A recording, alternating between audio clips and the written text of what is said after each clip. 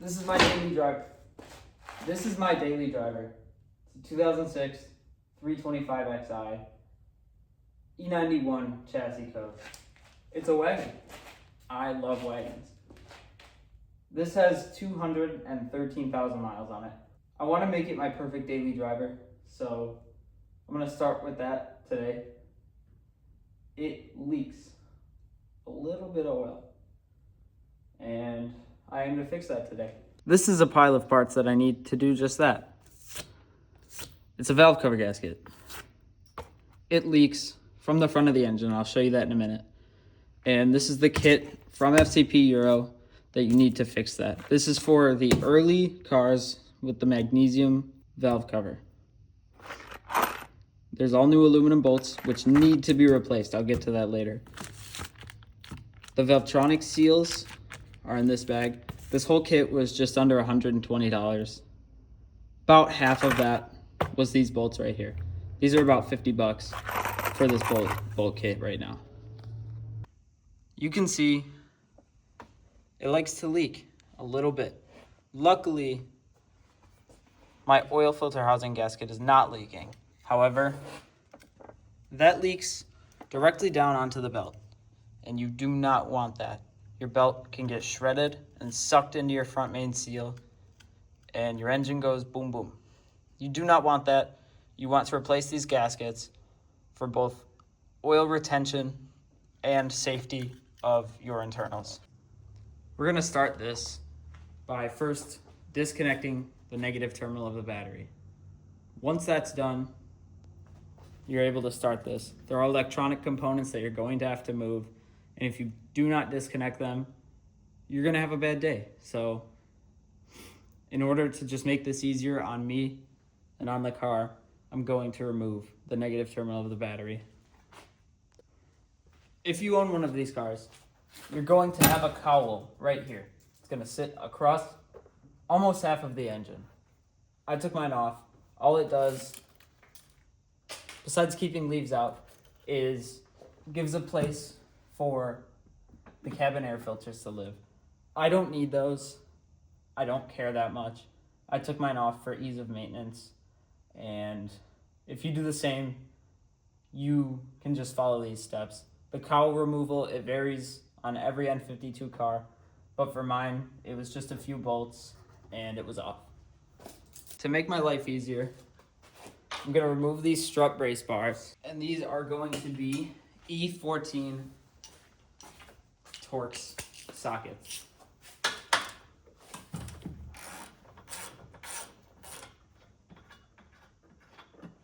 And once these are out of the way, I'll be able to access the entirety of the engine. And they're forked at the end, so you can just slide them right out. And now that those are out of the way, the only thing covering our access to the valve cover is this engine beauty cover here. And that just pops right off. There are Torx bolts on top. You do not need to remove those because it just pops onto the engine. And now we're into the valve cover. This harness is in the way a little bit. I'm gonna try and tie that up to the hood just so that it's out of my way. But we're ready to get cracking on the actual job here. These coils and the injector rail have to come off in order to get this valve cover off. And now that all 6 of those are out, we can disconnect the Valvetronic motor. This piece here is your Valvetronic actuator. This is what controls your throttle. There is a regular throttle body on the N52, but when Valvetronic is working, the throttle body stays open. This is what lifts your valves and controls your throttle position from idle all the way to wide open throttle. You can disconnect this connector here and just move that out of the way. So on the injector rail, there are going to be clips that hold the harness on to the injector themselves. Now, there are going to be little metal clips that you need to get off with a pick, and don't lose these because they're not available to buy separately.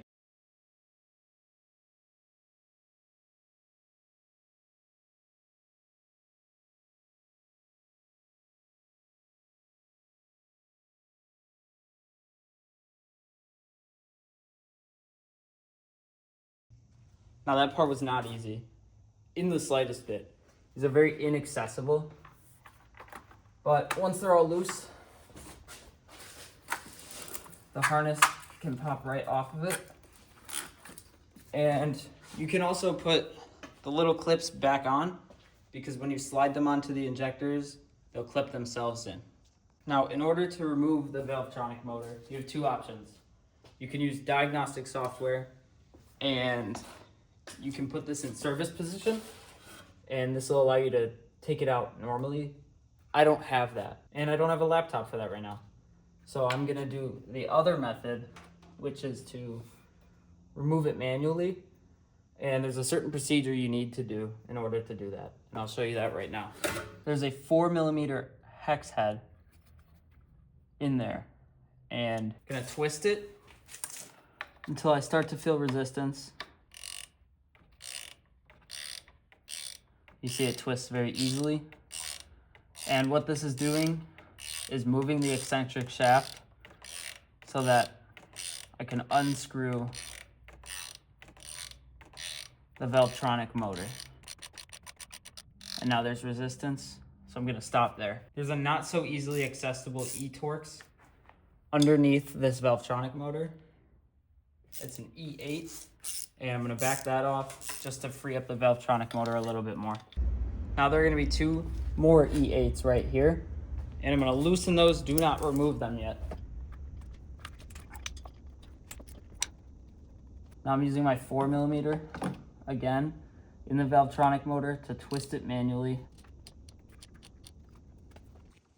Now I'm gonna use this 4mm Allen, and I'm gonna use this to back the motor out. You can see it's backing out a little bit. And now let's get our E-Torx again. We don't want to back these all the way out because this will fly out at you and you're going to have a bad time. So slowly back these out and continue backing them out until the Valvetronic motor comes out.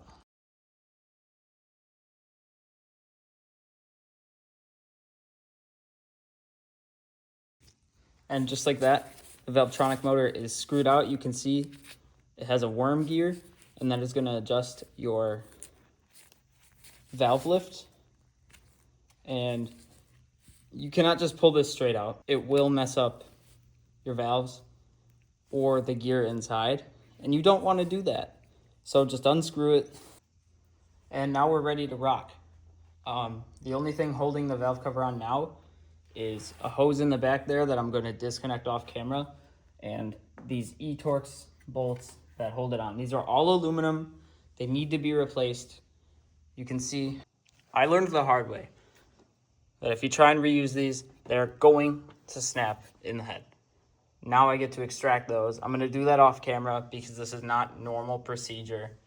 I didn't know they weren't to be reused until I did some research. Just replace them. They're expensive, but that's the only shot you get at not breaking any off in the head. And now I'm ready to get cracking these valve cover bolts loose. They're going to be around the perimeter of the valve cover and then between the spark plug holes.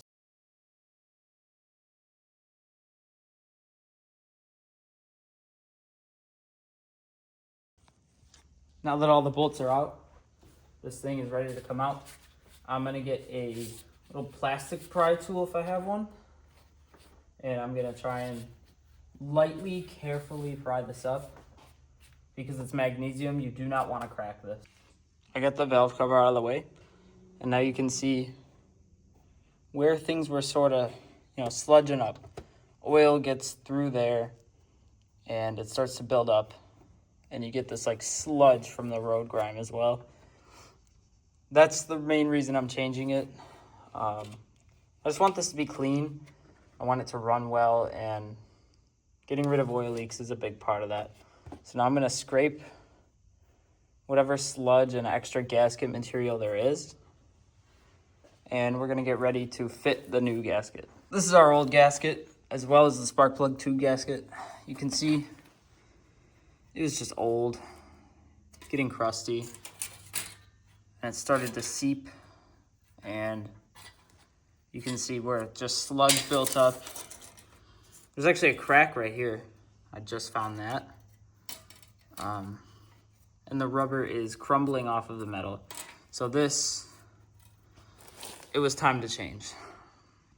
Now turning to the valve cover itself, we're also going to be replacing this Valvetronic motor seal and the Valvetronic sensor seal.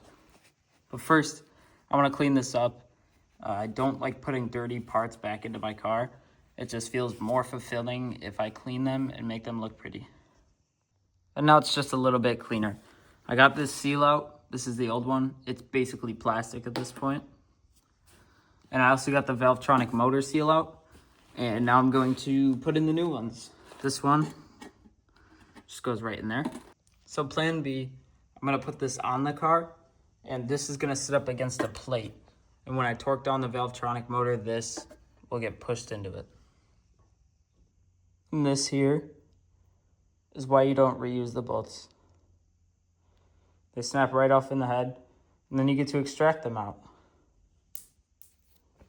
The Valvetronic motor is going to get torqued to 10 Newton meters, and you need to preload the gear and into the motor onto the shaft so that it seats properly. If you don't do this, it won't engage, and the car won't run right, and you'll probably strip the gears.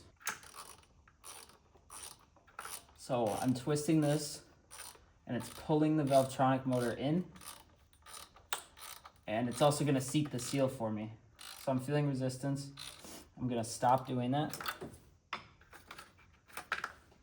and I can put the bolts in and torque those. These get torqued to 10 Newton meters. I don't have a 1/4 inch torque wrench, unfortunately, but hand tight should do just enough. And I'm gonna torque these evenly so that the motor isn't sitting crooked. So I'm gonna snug this one up. And now the other one. I am reusing these bolts because the kit didn't come with new ones. That shouldn't be a big deal though, because these aren't high torque. They're not really high stress, and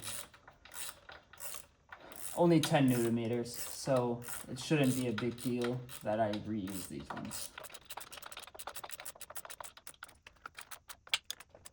Those two bolts are in, and now the rear one, which is not fun to get at. This one is also 10 Newton meters. So all of the bolts are in. They're hand tight.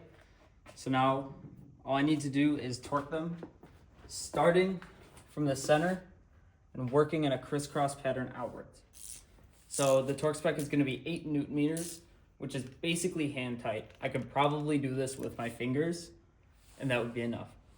But it's 8 Newton meters for the outside ones and 5 Newton meters for the inside ones.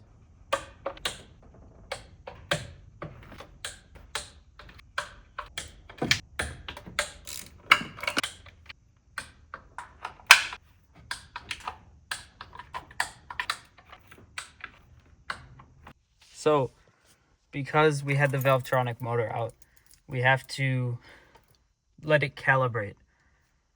So, put your key in, turn the ignition on, Testing. engine off. System ready.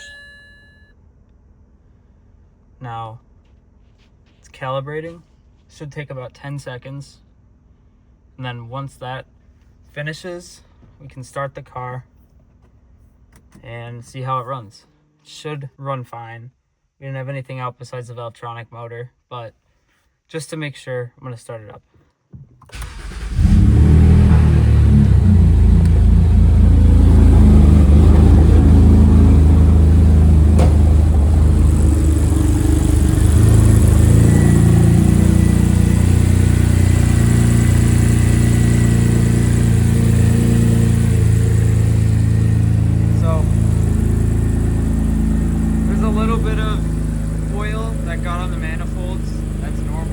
Because we had the valve cover off, there's going to be oil oil dripping onto those, so that's not a big deal.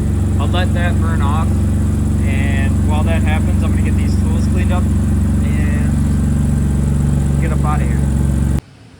So I got the engine cover back on, and now I'm torquing these, and I believe they're 30 Newton meters, so I'm just gonna run with that.